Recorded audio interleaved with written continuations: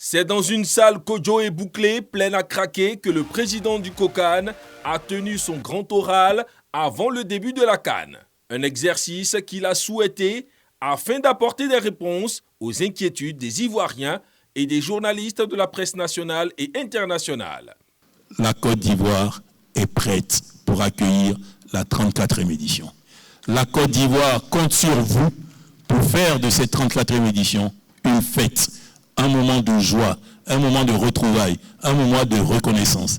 Et ni la Fédération ivoirienne de football, ni le COCAN n'ont défini un dress code pour aller au stade. Vous allez au stade, vous avez envie de vous habiller en vert, vous allez en vert. Vous avez envie de vous habiller en blanc, vous allez en blanc. Vous avez envie de vous habiller en orange, vous allez en orange. Sur la question de la pluviométrie, les membres du COCAN ont encore rassuré le public. Le COCAN a signé un partenariat avec la Sodexam pour déployer des stations météorologiques sur chacun des stades de compétition.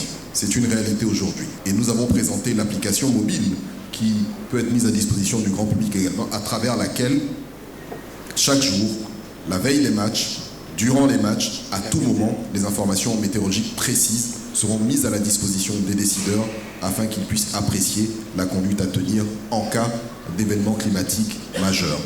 L'aspect sécuritaire autour de la compétition et le trafic pendant les matchs ont été des questions abordées. La sécurité sera assurée à tous les niveaux.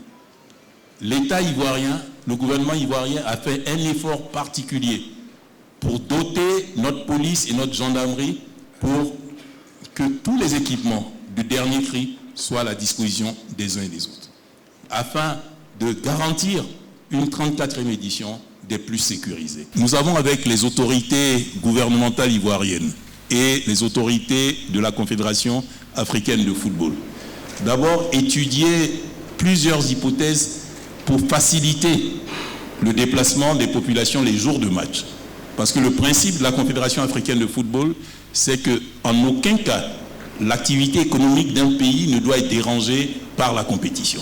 Le gouvernement ivoirien, représenté à ce rendez-vous par le ministre du Tourisme, a profité pour encore mobiliser les populations autour de cet événement d'envergure. Concentrons-nous à recevoir nos hôtes, à leur réserver la Kwaba et faire en sorte que cette sublime Côte d'Ivoire soit reconnue de tous comme un pays qui a fait sa métamorphose pour entrer dans le concert des grandes nations et vivre à l'unisson les grands moments de rencontre et de fertilisation des liens entre Africains. La conférence s'est achevée par la visite du centre d'accréditation de la presse et l'inauguration du centre média CAF, logé au Palais de la Culture et prêt à recevoir dans des conditions idéales tous les journalistes venus couvrir la CAN.